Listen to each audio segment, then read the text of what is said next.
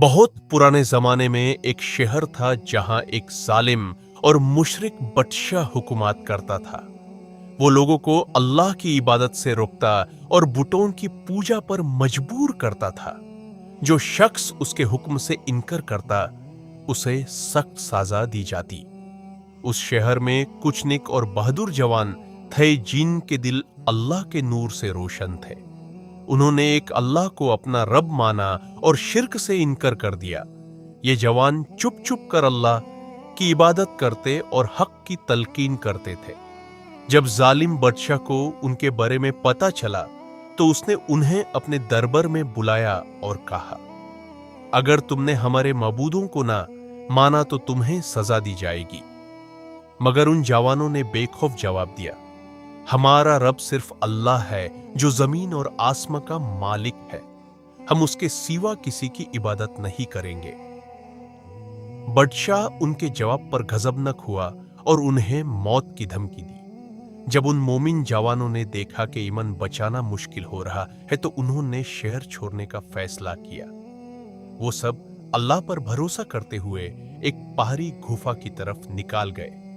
गुफा में पहुंचकर उन्होंने दुआ की, आए हमारे रब, हम पर अपनी खास रहमत नाजिल फरमा और हमारे लिए हिदायत और कामयाबी के असबाब पैदा फरमा।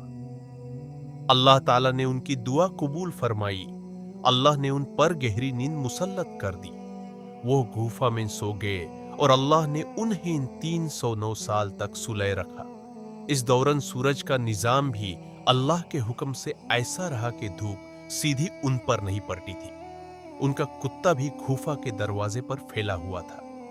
जो भी उन्हें देखता खौफज़दा हो जाता। 309 साल बाद अल्लाह ने उन्हें जगाया।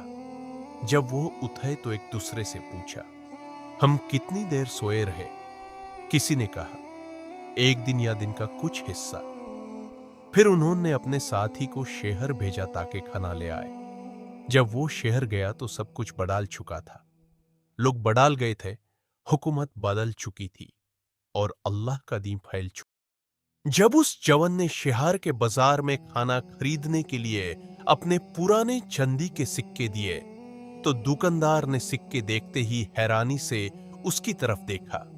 दुकानदार ने सिक्का उलट पुलट कर देखा और कहा, यह तो बहुत पुराने जमाने के सिक्के हैं, तुम्हें ये कहां से मिले? जवान घबरा गया क्योंकि उसे समझ नहीं आ रहा था कि लोग इतने हैरान क्यों हैं। बाजार के और लोग भी जमा हो गए। हर कोई उसे देखने लगा। कुछ लोग कहने लगे, लगता है इसे कोई पुराना खजाना मिला है। कुछ ने कहा, यह शख्स जरूर किसी पुराने दौर से ताल्लुक रखता है।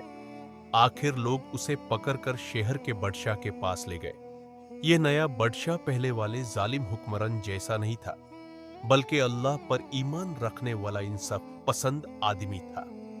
बादशाह ने नरमी से पूछा, सच सच बताओ तुम कौन हो और ये सिक्के तुम्हारे पास कहां से आए?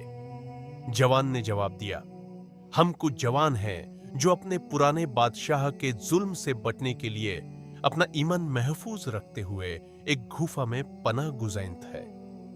हम सिर्फ एक अल्लाह की इबादत करते थे और शिर्क से इनकार किया था।